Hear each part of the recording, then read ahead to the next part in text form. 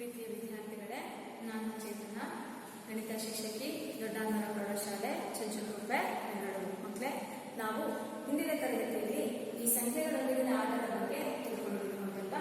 ಸಂಖ್ಯೆಗಳ ವಿಸ್ತೃತ ರೂಪ, ಸಾಮಾನ್ಯ ರೂಪ ಬರೆಯೋದು, ಹಾಗೆ ಆ ಸಂಖ್ಯೆಗಳನ್ನು ಬದಲು ಮಾಡಿ ಬರೆದ್ಬಿಟ್ಟು ಅವುಗಳ ಮೊತ್ತ ಮತ್ತು ವ್ಯತ್ಯಾಸಗಳನ್ನ ಭಾಗಿಸಿದಾಗ ಬರ್ತಕ್ಕಂಥ ಶೇಷವು 0 ಆಗಿದೆ ಅಂತ ನಾವು ತಿಳ್ಕೊಂಡಿದ್ದೀವಲ್ವಾ. ಈಗ ನಾವು ಇದೇ ಪಾಠದಲ್ಲಿ ಈ ಅಂಕಿಯ ಸ್ಥಾನಗಳಲ್ಲಿನ ಅಕ್ಷರಗಳು ಅಂದರೆ ಇಲ್ಲಿ ಆ ಮೊತ್ತ ಆಗಿರ್ಬೋದು, ಗುಣಲಬ್ಧ ಆಗಿರ್ಬೋದು, ಗುಣಾಕಾರ ಆಗಿರ್ಬೋದು, ಇಲ್ಲಿರ್ತಕ್ಕಂಥ ಒಂದು ಅಕ್ಷರ ಅಂದರೆ ಈ ಒಂದು ಸಂಖ್ಯೆಗಳ ಬದಲಾಗಿ ನಾವು ಇಂಗ್ಲಿಷ್ ಅಕ್ಷರಗಳನ್ನ ಕೊಟ್ಟಿರ್ತೀವಿ. ಯಾವ ಸಂಖ್ಯೆಯಿಂದ ನಾವು ಗುಣಾಕಾರ ಮಾಡಿದಾಗ ಅಥವಾ ಯಾವ ಸಂಖ್ಯೆಯಿಂದ ನಾವು ಇನ್ನೊಂದು ಸಂಖ್ಯೆನ ಕೂಡಿದಾಗ ಅಥವಾ ಕಳೆದಾಗ ನಮಗೆ ಆ ವ್ಯತ್ಯಾಸ ಮೊತ್ತಗಳು ಸಿಗ್ತವೆ. ಆ ಒಂದು ಇಂಗ್ಲಿಷ್ ಅಕ್ಷರಗಳಲ್ಲಿರ್ತಕ್ಕಂತಹ ಒಂದು ಅಂಕಿ ಯಾವುದು ಅನ್ನೋದನ್ನ ನಾವು ತಿಳ್ಕೊಬೇಕಾಗತ್ತೆ. ಇದು ಕೂಡ ಈ ಒಂದು ಸಂಖ್ಯೆಯ ಆಟದ ಒಂದು ವಿಧಾನ ಆಗಿರುತ್ತೆ.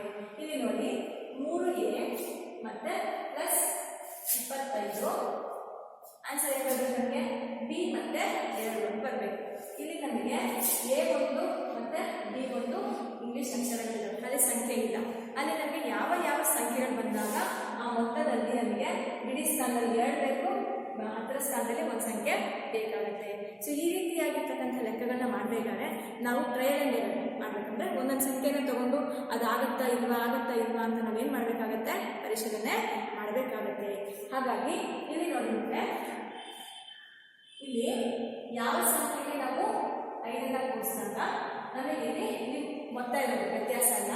ಯಾವ ಸಂಖ್ಯೆಗೆ ನಾವು 5ನ್ನ ಕೂಡಿಸಿದಾಗ ನಮಗೆ ಬಿಡಿ ಸ್ಥಾನದಲ್ಲಿ 2 ಬರಬೇಕಂದ್ರೆ 2 ಅಂಕಿಲಾಗಿರ್ಬೋದು, 1 ಅಂಕಿಲಾಗಿರ್ಬೋದು, ಬೇಕಾದಾಗ ನಾವು ದಸರಾನು ತಗೋಬಹುದು, ಕ್ಯಾರಿ ಮಾಡಬಹುದಲ್ಲಿ. ಇವಾಗ ಹೇಗೆ 5ನ್ನ ಕೂಡಿಸಿದಾಗ 2 ಬರಬೇಕಂದ್ರೆ ಆ ನಂಬರು 5ಕ್ಕಿಂತ ಜಾಸ್ತಿ ಇರಲೇಬೇಕು, ಹೌದಲ್ವಾ? ಇಲ್ಲಿ ಎ ಅನ್ನೋದು 5ಗೆ ಏನನ್ನು ಕೂಡಿಸಿದಾಗ ನಮಗೆ 5 ಆಲ್ರೆಡಿ 2ಕ್ಕಿಂತ ಜಾಸ್ತಿ ಇದೆ. ಹಾಗಾದ್ರೆ 2 ಅಂತ ಅಂದ್ರೆ ಅರ್ಥ ಏನು? 1 ಅಂಕಿ ಸಂಖ್ಯೆ ಅಲ್ಲ, ಅದು ಎಷ್ಟು ಅಂಕಿ ಸಂಖ್ಯೆ ಇರಬಹುದು? 2 ಅಂಕಿ ಸಂಖ್ಯೆ ಇರಬಹುದು, ಇದ್ದೇ ಇರುತ್ತೆ. ಸೊ 5ಗೆ ನಾವು ಏನನ್ನು ಕೂಡಿಸಿದಾಗ 12 ಬರುತ್ತೆ. 12 ಆಗ್ಬೋದು, 22 ಆಗ್ಬೋದು, 30 2 ಅಂಕಿ ಸಂಖ್ಯೆ ಆಗಿರುತ್ತೆ. ಸೊ ಈಗ ನೋಡಿ 5ಗೆ ನಾವು ಫಸ್ಟ್ ನಂಬರ್ ಏನು ಕೂಡಿಸಿದ್ರೆ 12 ಬರ್ಬೋದು, 7 ಕೂಡಿಸಿದ್ರೆ 12 ಬರುತ್ತಲ್ವಾ. ಸೊ ಹಾಗಾಗಿ ಇಲ್ಲಿ ಎ ಜಾಗದಲ್ಲಿ ನಾವು 7 ಅಂತ ತಗೊಂಡ್ರೆ 7 ಮತ್ತೆ 5 ಕೂಡಿಸಿದ್ರೆ ಎಷ್ಟು ಬರುತ್ತೆ? 12 ಬರುತ್ತೆ. 2 ಬರುವಾಗ ನಮಗೆ ಒಂದು ದಶಕ ಬರುತ್ತೆ. ಅರ್ಥ ಆಯ್ತಾ? 3 ಮತ್ತು 4 4 ಪ್ಲಸ್ 2 ಎಷ್ಟು ಬರ್ಬೋದು? ಇಲ್ಲಿ ಬಿ ಅನ್ನೋದು ಯಾವ ಬೆಲೆ ಇರ್ಬೋದು, ಆಯ್ತಾ? ಹಾಗಾಗಿ ಇಲ್ಲಿ 6 ಅಂತ ಬರುತ್ತೆ. ಸೊ ಹಾಗಾಗಿ ಎ ಜಾಗದಲ್ಲಿ ನಾವೇನು ತಗೋಬೇಕಾಗತ್ತೆ? 7 ತಗೋಬೇಕು. ಬಿ ಅಕ್ಷರದ ಬೆಲೆ ಎಷ್ಟಾಗುತ್ತೆ? 6 ಆಗುತ್ತೆ. ಹಾಗಾಗಿ ನಂಬರ್ ಎಷ್ಟು ಇಲ್ಲಿ? ಎ ಅನ್ನೋದು 7, ಬಿ ಅನ್ನೋದು 6. ಏನಾಗಿಲ್ಲ 37ಗೆ 25ನ್ನ ಕೂಡಿಸಿದಾಗ ಸಿಗ್ತಕ್ಕಂತಹ ಬೆಲೆ ಎಷ್ಟು? 62. ಸೊ ಎ ಮತ್ತು ಬಿ ನ ಬೆಲೆಗಳು ಏನೇನಾಗ್ತವೆ? 7 ಮತ್ತೆ 6. ಅರ್ಥ ಆಯ್ತಲ್ವಾ? ಇಲ್ಲಿ ನೋಡಿದ್ರೆ 4a ಮತ್ತೆ 95, 4aಗೆ 98ನ್ನ ಕೂಡಿಸಿದಾಗ ನಮಗೆ ಬರಬೇಕಾಗಿರೋ ಮೊತ್ತ ಎಷ್ಟು? ಸಿ. ಅಲ್ಲಿ 3 ಅಕ್ಷರ ಕೊಟ್ಟಿದ್ದಾರೆ, ಸಿ ಮತ್ತೆ ಬಿ ಮತ್ತೆ 3. ಅರ್ಥ ಆಯ್ತಾ? ಈಗ ಎ ಬೆಲೆ 4 ಮತ್ತೆ 40 ಅಂತ ಇದೆ. 40 ಸಂಖ್ಯೆ 41 ಆಗ್ಬೋದು, 42, 43, 44, 45, 46, 47, 48, 49 ತನಕ ನಾವು ಅಲ್ಲಿ ತಗೋಬಹುದು. ಅಂದರೆ ಎ ಸ್ಥಾನಕ್ಕೆ 0ಯಿಂದ 9 ತನಕ ನಾವು ಅಂಕಿಯನ್ನ ಬರೀಬಹುದು. ಕೆಳಗಡೆ ಏನಿದೆ ನೋಡಿ, ಬಿಡಿ ಸ್ಥಾನದಲ್ಲಿ ಏನಿದೆ ಹೇಳಿ? 3 ಇದೆ. ಬಿಡಿ ಸ್ಥಾನದಲ್ಲಿ ಕೆಳಗಡೆ ಮೊತ್ತದಲ್ಲಿ ಏನಿದೆ? ಸಿ, ಬಿ ಮತ್ತೆ 3 ಇರೋದ್ರಿಂದ ನಾವಿಲ್ಲಿ 8ಗೆ 7ನ್ನ ಕೂಡಿಸಿದ್ರೆ 3 ಬರುತ್ತೆ. 3 1 ಅಂಕಿ ಅಲ್ಲ, ಯಾಕಂದ್ರೆ 8ಕ್ಕಿಂತ ಜಾಸ್ತಿ ಕಡಿಮೆ ಇದೆ.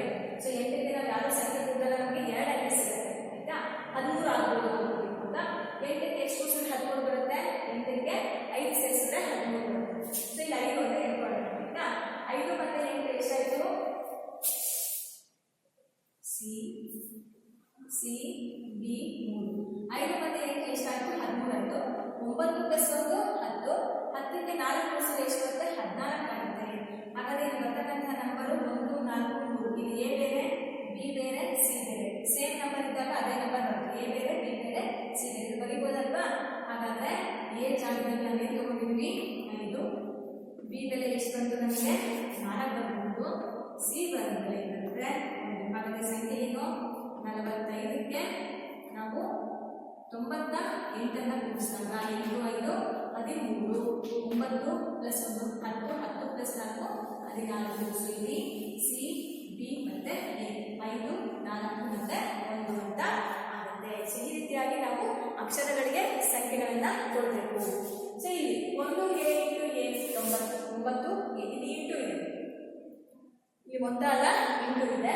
1 ಇಂಟು ಎ ನ ಗುಣಿಸಿ ಇಲ್ಲಿ ಎ ಸ್ಥಾನದಲ್ಲಿರ್ತಕ್ಕಂಥ ಅಂಕಿಯಿಂದಲೇ ಗುಣಿಸಿದಾಗ ಬಿಡಿಸಿದಾಗ ಮತ್ತೆ ಅದೇ ಸಂಖ್ಯೆ ಅದೇ ಅಂಕಿ ಬರಬೇಕು. ಯಾವ್ದಿರ್ಬೋದು? ಫಾರ್ ಎಕ್ಸಾಂಪಲ್ 6 ಆರ್ಲೆ 36, 6 ಇಂಟು 6 ಗುಣಿಸಿದಾಗ ಮತ್ತೆ ಬಿಡಿಸ್ತಾನದಲ್ಲಿ 6 ಬರುತ್ತೆ. 5 5ಲೆ 25. ಸೊ ಅಲ್ಲಿ ಬಿಡಿಸ್ಥಾನದಲ್ಲಿ ಇರ್ತಕ್ಕಂಥ 5 ಇಂಟು 5 ಗುಣಿಸಿದಾಗ ಮತ್ತೆ ನಮಗೆ ಅಲ್ಲಿ ಬಿಡಿಸ್ಥಾನದಲ್ಲಿ ಏನು ಬರುತ್ತೆ? 5 ಬರುತ್ತೆ.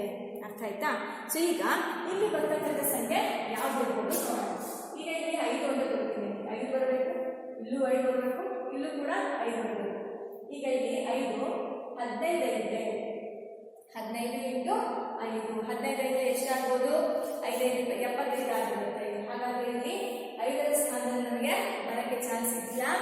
ಬರೋ ಚಾನ್ಸ್ ಇದೆಯಾ? ಅಲ್ಲಿ 5ರ ಸ್ಥಾನದಲ್ಲಿ ಸರಿ ಏನ ಸ್ಥಾನದಲ್ಲಿ 5 ಬರಕ್ಕೆ ಚಾನ್ಸ್ ಇದೆಯಾ? ಇಲ್ಲ. ಯಾಕಿಲ್ಲ ಅಂದ್ರೆ 5 25 ಆಯಿತು, 2 ದಶ 5 5 ಪ್ಲಸ್ 2 ಎಷ್ಟಾಯಿತು? 75. ಯಾವ ಬರಬೇಕಾಗಿತ್ತು? ನನಗೆ 7 ಬೇಕಾಗಿತ್ತು. ಅಲ್ಲಿ ನನಗೆ ಏನಿರೋದು 9 ಇದೆ. ಹಾಗಾದ್ರೆ ಅಲ್ಲಿ ನಮಗೆ 5 ಒಂದು ಸ್ಥಾನ ಏನ ಒಂದು ಅಂಕಿ 5 ಆಗಿರೋಕ್ಕೆ ಸಾಧ್ಯ ಇಲ್ಲ. ಹಾಗಾದ್ರೆ 6 ತಗೊಂಡು ಇಲ್ಲಿ 6 ಬರುತ್ತೆ, ಇಲ್ಲಿ 6 ಬರುತ್ತೆ, ಇಲ್ಲೂ ಕೂಡ ನಮಗೆ ಏನು ಬರಬೇಕು? 6 ಬರಬೇಕು. 6 ಆದ್ರೆ 34, 6 ಬರ್ತೀನಿ, 3 ದಶ ತಗೋತೀವಿ. 6 ಪ್ಲಸ್ 3 ಎಷ್ಟು ಬರುತ್ತೆ? 9 ಬರುತ್ತೆ. ಹಾಗಾದ್ರೆ ಮಕ್ಕಳ ಇಲ್ಲಿ ಆನ್ಸರ್ ಎಷ್ಟು? 96. ಹಾಗಾದ್ರೆ ಎ ಬೆಲೆ ಎಷ್ಟು? ಎ ಬೆಲೆ ಏನು ತಗೋಬೇಕು? ನಾವು 6 ತಗೋಬೇಕು. ಅಲ್ಲಿಗೆ ಆನ್ಸರ್ ಏನು? 16 ಇಂಟು 6. ಬರೋ ಸಂಖ್ಯೆ ಎಷ್ಟು? ಗುಣಲಬ್ಧ 96. ನೋಡಿ, ಎ ಎ ಎ 6 6 6 3 ಅಂಕಿಗಳು ಕೂಡ ಒಂದೇ ಆಗಿದ್ದಾವೆ. ಸೊ ಈ ರೀತಿಯಾಗಿ ನಾವು ಆ ಅಂಕಿಗಳನ್ನ ಇಂಗ್ಲಿಷ್ ಅಕ್ಷರಗಳನ್ನ ಅಂಕಿಗಳಲ್ಲಿ ಬರಿಬೇಕಾಗತ್ತೆ.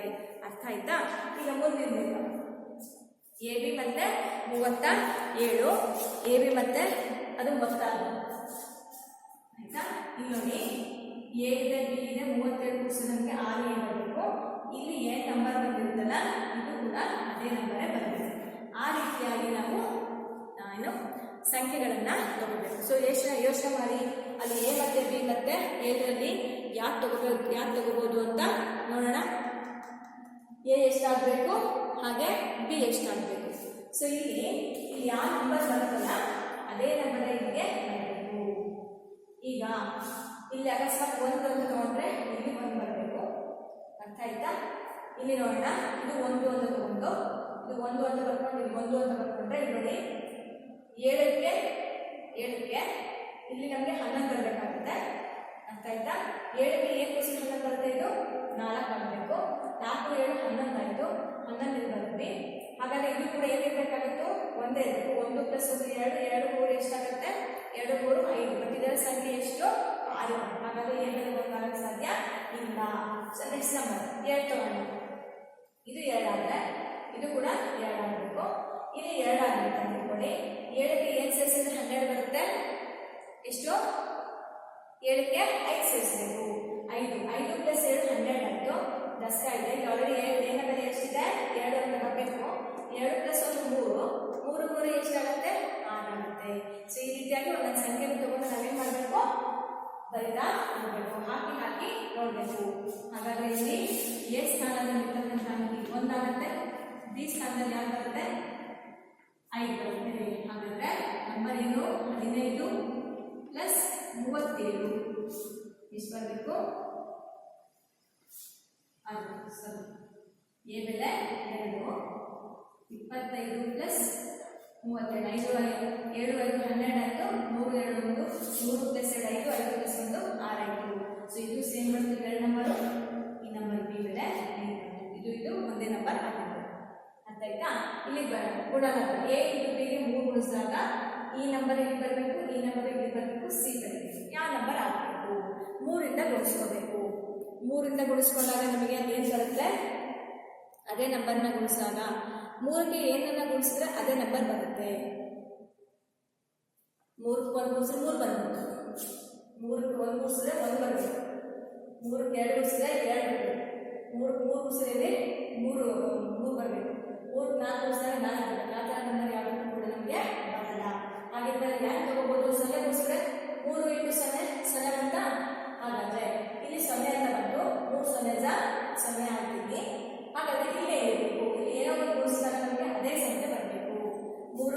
ನಂಬರ್ನ ಗುಣಿಸಿದಾಗ ಅದೇ ನಂಬರ್ ಅಲ್ಲಿಗೆ ಬರಬೇಕಂದಾಗ ಅದ್ರ ಮೇಲೆ ಯಾವ್ದಿರುತ್ತೆ? 3 ಅಂತ ತಗೋಬೋದಾ? ಹಾಗಾದ್ರೆ ಇಲ್ಲಿ ಏನ ಬೆಲೆ 1, ಬಿ ಬೆಲೆ 0. ಹಾಗಾದ್ರೆ ಇಲ್ಲಿ 1 0 ಇಂಟು ಅಲ್ಲಿ ಬರುತ್ತಾ 10 ಇಂಟು 3 ಅಂದ್ರೆ 30 ಆಗಿತ್ತು. ಹಾಗಾದ್ರೆ ಅಲ್ಲಿ ಯಾಕೆ ತಗೋಬಹುದು? ಏನ ಬೆಲೆ 1 ಆಗಕ್ಕೆ ಸಾಧ್ಯ ಇಲ್ಲ. 3 5 15 ಅಂತ ತಗೋಬೋದಾ? 3 ಇಂಟು 5ನ ಗುಣಿಸಿದಾಗ 5ರಲ್ಲಿ 15 ಅಂದಾಗ 1 ಬರುತ್ತೆ, ಇಲ್ಲಿ ಎ ಬರುತ್ತೆ. ಹಾಗಾದ್ರೆ ಎ ಜಾಗದಲ್ಲಿ ಏನು ತಗೋಬಹುದು? 5 ತಗೋಬಹುದು. 5ನ್ನ 3ರಿಂದ ಗುಣಿಸಿದಾಗ ನಮಗೆ 150 ಸಿಗುತ್ತೆ. ನೋಡಿ ಇಲ್ಲಿ ಈ ನಂಬರ್ ಸೇಮ್ ಬಂತು, ಈ ನಂಬರ್ ಸೇಮ್ ಬಂತು. ಅರ್ಥ ಆಯ್ತಲ್ವಾ? ಸೊ ಅಲ್ಲಿ ಹಾಕಿ ಟ್ರಯಲ್ ನೋಡ್ಬಿಟ್ಟು ಮಾಡಬೇಕು. ಇವಾಗ ಇಲ್ಲಿ ಎ ಬಿ ಇಂಟು 5 ಸಿ ಇದೇ ಬರ್ತಲ್ಲ, ಸೇಮ್ ನಂಬರ್ ಅದೇ ಥರ. 5ಕ್ಕೆ ಏನು ಗುಣಿಸಿದ್ರೆ ಅದೇ ನಂಬರ್ ಬರುತ್ತೆ. 5 5 25 ಗುಣಿಸ್ಬೋದಲ್ವಾ? ಇದು ಒಂದು ನಂಬರ್ 5 ಆಯ್ತು ಅಂದ್ರೆ 5 5 25 ಆಯ್ತು, ಇದು 5 ಆಯ್ತು, ಇಲ್ಲಿ 2 ದಶಕ. ಈಗ ಯಾವ ನಂಬರ್ನ ಗುಣಿಸಿದ್ರೆ ಇದೇ ನಂಬರ್ ಬರುತ್ತೆ. 5ಕ್ಕೆ ಗುಣಿಸ್ಕೋಬೋದಲ್ಲಿ 5 ಇಂಟು ಎ ಗುಣಿಸಿ ಪ್ಲಸ್ ಅದಕ್ಕೆ 2 ಸೇರಿಸಬೇಕು. ಪ್ಲಸ್ ಅದಕ್ಕೆ 2 ಸೇರಿಸಿದ ನಂಬರಲ್ಲಿ ಅದೇ ನಂಬರು ಬರಬೇಕಾಗುತ್ತೆ. ಸೊ ಯಾವ ನಂಬರ್ ತಗೋಬೋದಲ್ಲಿ ನಾವು 5 ಇಂಟು ಎ ಬಿ ಇಂಟು 5ನ್ನು ತಗೊಂಡಾಗ 0 ತಗೋಬೋದಲ್ವಾ? 0 ತಗೊಂಡು ಮತ್ತೆ 5 ತಗೋಬಹುದು. ಅರ್ಥ ಆಯ್ತಾ ಮಕ್ಕಳ? ಸೊ ಇದು ಕೂಡ ಸೇಮ್ ನಂಬರ್ ಬರುತ್ತೆ. ಇಲ್ಲಿ ಎ ಬೆಲೆ 0, 5 0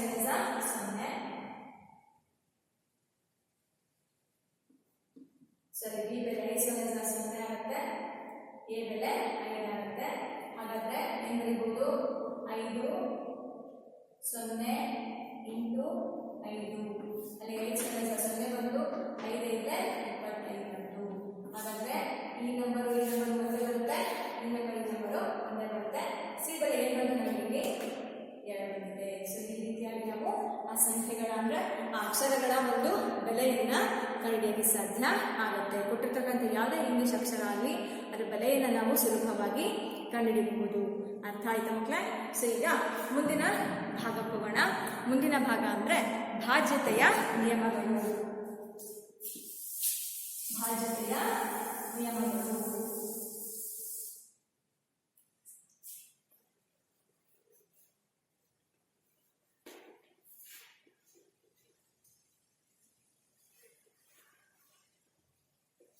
ಭಾಜ್ಯತೆಯ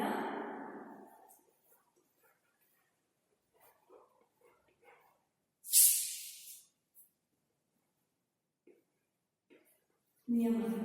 ಮಕ್ಕಳಿಗೆ ಭಾಜ್ಯತೆಯ ನಿಯಮಗಳಲ್ಲಿ ಮೊದಲನೇದು 10ರ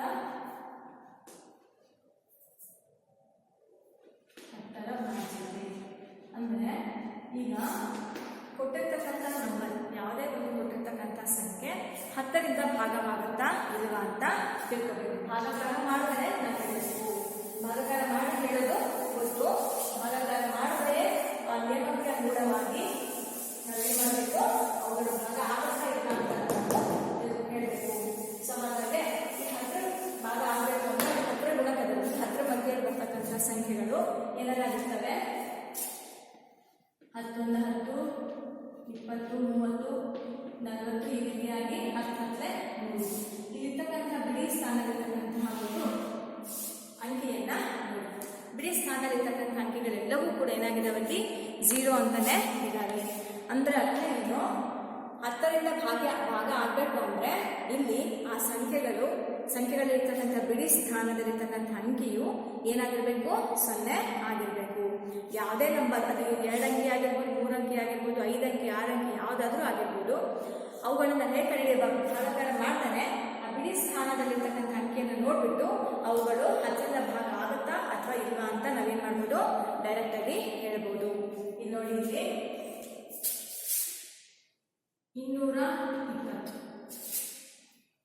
220 10ರಿಂದ ಭಾಗ ಆಗುತ್ತೆ. ಯಾಕೆಂದ್ರೆ ಬಿಡಿ ಸ್ಥಾನದಲ್ಲಿರ್ತಕ್ಕಂಥ ಅಂಕಿ ಏನಾಗಿದೆ? 0 ಆಗಿದೆ. ಇದರಿಂದ ನೀವು ಎಷ್ಟು ಬೇಕಾದ್ರೂ ನೀವು ಅಂಕಿಗಳನ್ನ ಬರೆಯಬಹುದು. 3,01,220 ಆಯಿತು.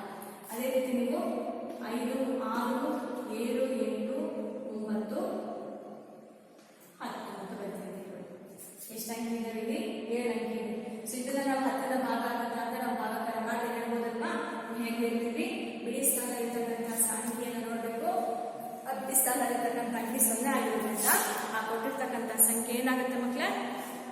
10ರಿಂದ ಭಾಗ ಆಗುತ್ತೆ. ಸೊ ಈ ರೀತಿಯಾಗಿ 10ರ ಭಾಜ್ಯದ ನಿಯಮ ಏನಪ್ಪಾ ಅಂದ್ರೆ ಯಾವುದೇ ಒಂದು ಸಂಖ್ಯೆಯು 10ರಿಂದ ಭಾಗವಾಗಬೇಕಾದರೆ ಆ ಒಂದು ಸಂಖ್ಯೆ ಬಿಡಿ ಸ್ಥಾನದಲ್ಲಿರ್ತಕ್ಕಂಥ ಅಂಕಿಯು 0 ಆಗಿರಬೇಕು.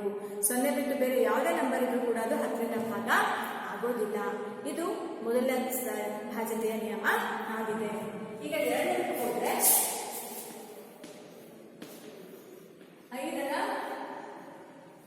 5ರ ಭಾಜ್ಯತೆ. 5ರ ಭಾಜ್ಯತೆ ಈಗ ನೋಡಿ, 5 ಮಧ್ಯದಲ್ಲಿ 5 1 5 5 10 5 3 15 20 25 ಈ ರೀತಿಯಾಗಿ ಬರೋದು 5 × 50 ಅಂತ ಬರುತ್ತೆ. ಇಲ್ಲಿರ್ತಕ್ಕಂಥ ಬಿಡಿ ಸ್ಥಾನದಲ್ಲಿರ್ತಕ್ಕಂಥ ಅಂಕಿಗಳನ್ನ ನೋಡ್ತೀವಿ. ಬಿಡಿ ಸ್ಥಾನ ಇರ್ತಕ್ಕಂಥ ಅಂಕಿಗಳು ಏನಿದಾವಲ್ಲಿ 0 ಬಿಟ್ರೆ 5 5 ಬಿಟ್ರೆ 0 0 ಬಿಟ್ರೆ 5 5 ಬಿಟ್ರೆ 0 ಈ ರೀತಿನೇ ಬರ್ತಾರೆ. ಹಾಗಾದ್ರೆ ಯಾವುದೇ ಒಂದು ಕೊಟ್ಟಿರ್ತಕ್ಕಂಥ ಸಂಖ್ಯೆ ಅದು ಎಷ್ಟು ಅಂಕಿದಾದ್ರೂ ಆಗಲಿ, 10 ಅಂಕಿದಾದ್ರೂ ಆಗಿರಲಿ 20 ಅಂಕಿದಾದ್ರೂ ಆಗಿರಲಿ, ಆ ಸಂಖ್ಯೆ 5ರಿಂದ ಭಾಗ ಆಗಬೇಕು ಅಂದಾಗ ನಾವು ಭಾಗಾಕಾರ ಮಾಡಿದ್ರೆ ಬರೀ ಬಿಡಿ ಸ್ಥಾನದಲ್ಲಿರ್ತಕ್ಕಂಥ ಒಂದು ಅಂಕಿಯನ್ನು ನೋಡ್ಬಿಟ್ಟು ಅದು 5ರಿಂದ ಭಾಗ ಆಗುತ್ತಾ ಇಲ್ವಾ ಅಂತ ನಾವು ತಿಳ್ಕೋಬಹುದು. ಹೇಗೆ ಅಂದ್ರೆ ಇಲ್ಲಿ ಹಿಂದೆ ಯಾವ್ದಾದ್ರು ನಂಬರಲ್ಲಿ ಬಿಡಿ ಸ್ಥಾನದಲ್ಲಿ ಮಾತ್ರ 5 0 5 0 ಈ 2 ಅಂಕಿ ಮಾತ್ರ ಇರಬೇಕು.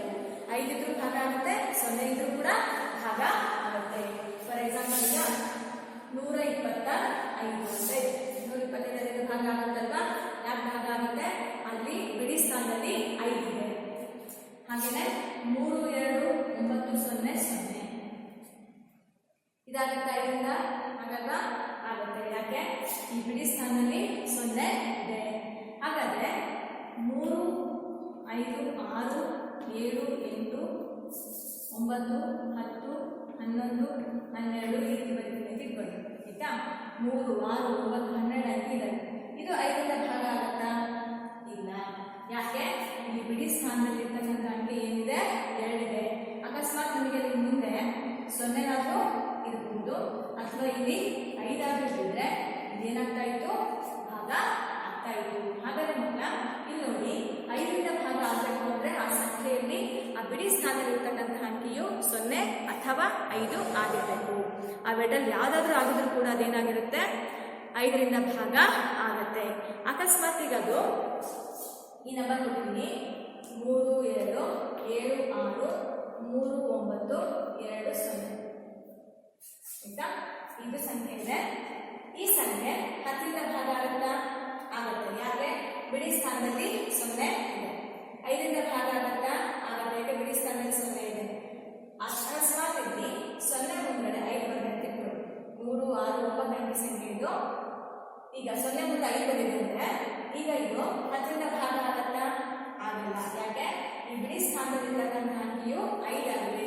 ನಮ್ಗೆ 10ರಿಂದ ಭಾಗ ಆಗಬೇಕು ಅಂದ್ರೆ 0 ಬಿಟ್ಟು ಯಾವ ಅಂಕಿನೂ ಕೂಡ ಬರಬಾರ್ದು ಮಕ್ಕಳೇ. ಹಾಗಾದ್ರೆ ಈ ಬಿಡಿ ಸ್ಥಾನದಲ್ಲಿ 0ನ್ನ ಹೊರತುಪಡಿಸಿ ಯಾವುದು ಕೂಡ ಅಂಕಿ ಇರಬಾರ್ದು. 5ರಿಂದ ಭಾಗ ಆಗುತ್ತಾ? ಆಗುತ್ತೆ.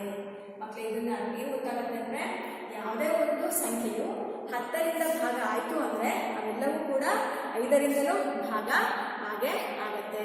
ಅಕಸ್ಮಾತ್ ಎಲ್ಲ ಅಂದ್ರೆ ಈ 5ರಿಂದ ಭಾಗ ಆಗ್ತಕ್ಕಂಥ ಎಲ್ಲಾ ಸಂಖ್ಯೆಗಳು ಕೂಡ 10ರಿಂದ ಭಾಗ ಆಗ್ಬೇಕು ಅಂತ ಇಲ್ಲ. ನೋಡಿ ಇಲ್ಲಿ ಬಿಡಿ ಸ್ಥಾನ 5 ಬಂದಿದೆ, 5ರಿಂದ ಭಾಗ ಆಗುತ್ತೆ, ಆದ್ರೆ 10ರಿಂದ ಭಾಗ ಆಗುವುದಿಲ್ಲ. ಅರ್ಥ ಆಯ್ತು ಮಕ್ಕಳೇ? ಇದು 5ರ ಭಾಜ್ಯತೆ.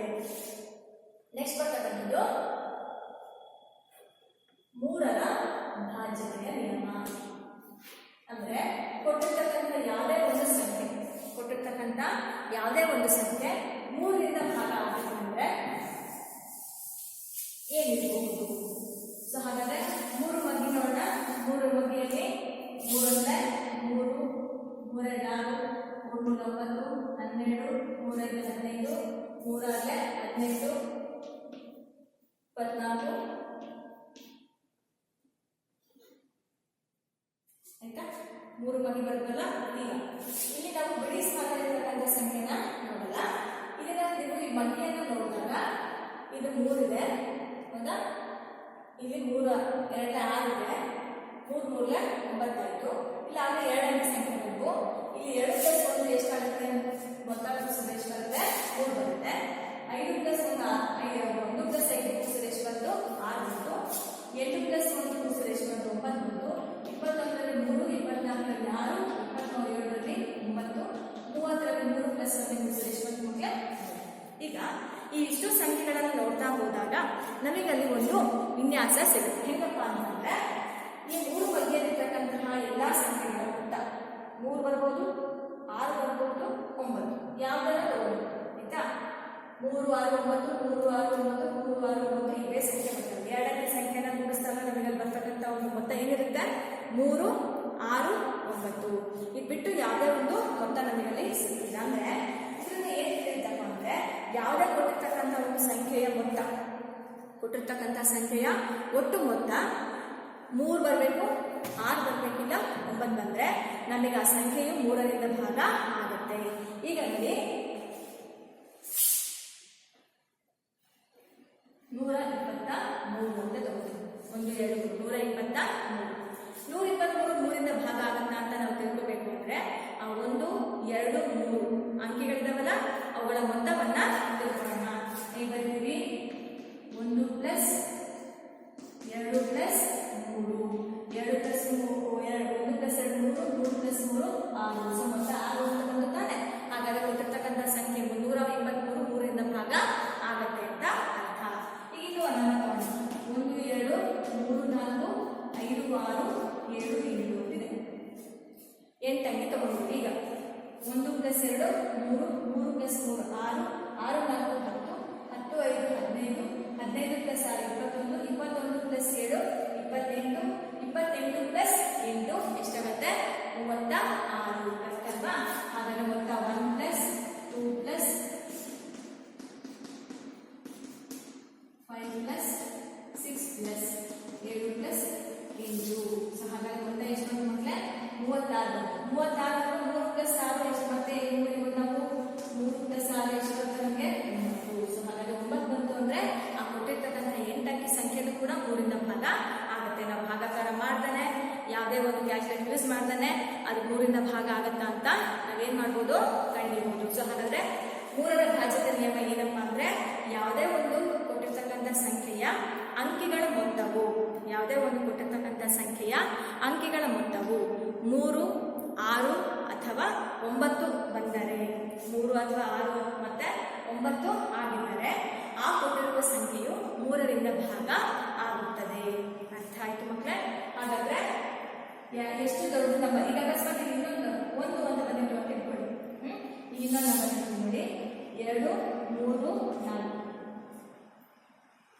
4, 1, 2, 3, 4, 1 ಅಂತಿದೆ ಆಯ್ತಾ. ಇದು ಮೊದಲ 2 ಪ್ಲಸ್ 3 ಪ್ಲಸ್ 4 ಪ್ಲಸ್ 1 ಎಷ್ಟಾಯ್ತು? 2, 3, 5, 5, 4, 9, 9 ಪ್ಲಸ್ 1 ಎಷ್ಟು? 15. 10 ಅಂದ್ರೆ 1 ಪ್ಲಸ್ 1 ಎಷ್ಟು ಅಂತಂದ್ರೆ 1 ಬಂತು. ಸೊ ಅಲ್ಲಿ ಮೊತ್ತ 1 ಬಂದಿರೋದ್ರಿಂದ ಈ ಕೊಟ್ಟಿರ್ತಕ್ಕಂಥ 2341 ಸಂಖ್ಯೆ 3ರಿಂದ ಭಾಗ ಆಗೋದಿಲ್ಲ. ಅರ್ಥ ಆಯ್ತು ಮಕ್ಕಳೇ? ಸೊ ಇದು 3ರ ಭಾಜ್ಯತೆಯ ನಿಯಮ ಆಗಿದೆ. ಈಗ ನಮಗೆ ಹಿಂದಕ್ಕೆ ನೆಕ್ಸ್ಟ್ 2ರ ಭಾಜ್ಯತೆಯ ನಿಯಮ ನೋಡೋಣ. 4 2ರ ಭಾಜ್ಯತೆ. ಸೊ ಈಗ 2 ಮಾಡ್ತೀವಿ. 2 2 4 6 8 10 2 12 14 2 16 2 18 2 20. ನೋಡಿ ಈ ಬಿಡಿ ಸ್ಥಾನದಲ್ಲಿರ್ತಕ್ಕಂಥ ಅಂಕಿಗಳನ್ನ ಬಿಡಿ ಸ್ಥಾನದಲ್ಲಿರ್ತಕ್ಕಂಥ ಅಂಕಿಗಳು 2 4 6 8 0 2 4 6 8 0 ಹೌದಲ್ವಾ? ಅಂದ್ರೆ ಅವೆಲ್ಲವೂ ಕೂಡ ಸರಿ ಸಂಖ್ಯೆಗಳು, ಸಮ ಸಂಖ್ಯೆಗಳು, ಈವನ್ ನಂಬರ್ಸ್ ಆಗಿರ್ತವೆ.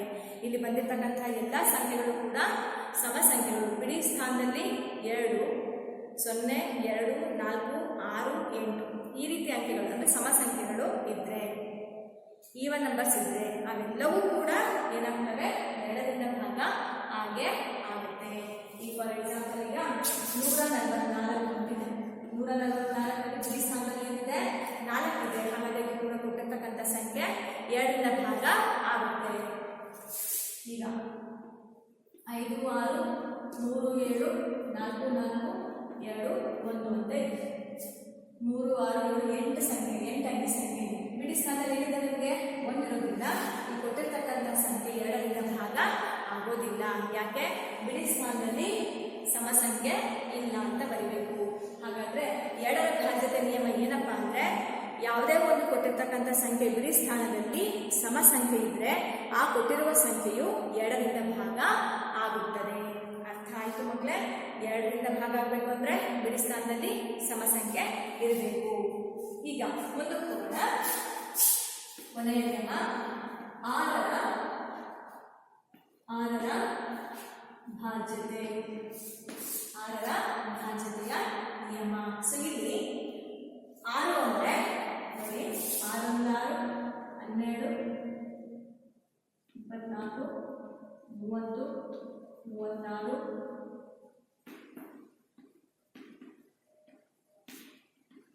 ಇಲ್ಲಿ ನೋಡಿ ಮತ್ತ ಈ ನಂಬರ್ಸ್ ನೋಡಿ 6 ಇದೆ. ಇದ್ರ ಮೊತ್ತ ಎಷ್ಟು ಬರುತ್ತೆ? 3. ಇದ್ರ ಮೊತ್ತ 9. ಇದ್ರ ಮೊತ್ತ 6.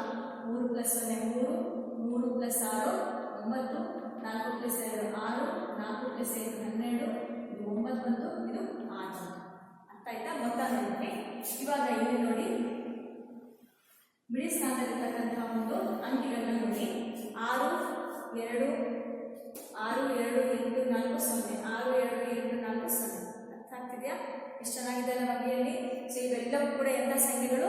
ಸಮ ಸಂಖ್ಯೆಗಳು.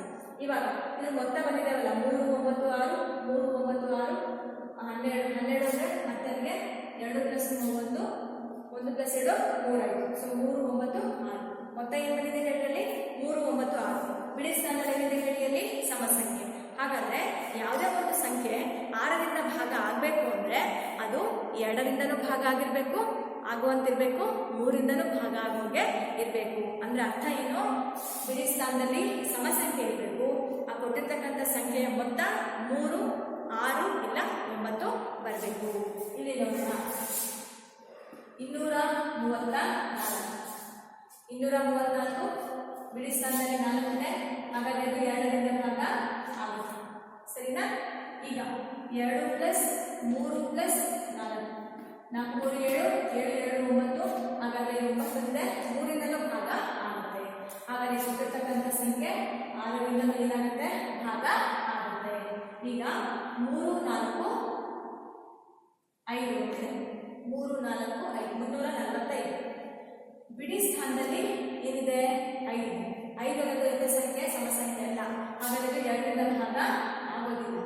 ಈಗ 3 + 4 + 5 5 4 9 9 3 12. ಸೊ 12 ಅಂದ್ರೆ ಅದು ಮೊತ್ತ ಕೂಡ ಎಷ್ಟು ಬರುತ್ತೆ? 3 ಬರುತ್ತೆ. ಇದು 3ರಿಂದ ಭಾಗ ಆಗುತ್ತೆ, 2ರಿಂದ ಭಾಗ ಆಗುದಿಲ್ಲ. ಹಾಗಾದ್ರೆ ಇಲ್ಲಿ ನೋಡಿ 2ರಿಂದ ಭಾಗ ಆಗದೇನೆ 3ರಿಂದ ಭಾಗ ಆಯಿತು ಅಂದ್ರೆ ಕೂಡ ಅದು ಈ ಸಂಖ್ಯೆ 6ರಿಂದ ಭಾಗ ಆಗುವುದಿಲ್ಲ. ಯಾಕೆಂದ್ರೆ 6ರಿಂದ ಭಾಗ ಆಗಬೇಕು ಅಂದ್ರೆ 2ರಿಂದಲೂ ಭಾಗ ಆಗಬೇಕು, 3ರಿಂದಲೂ ಭಾಗ ಆಗಬೇಕು.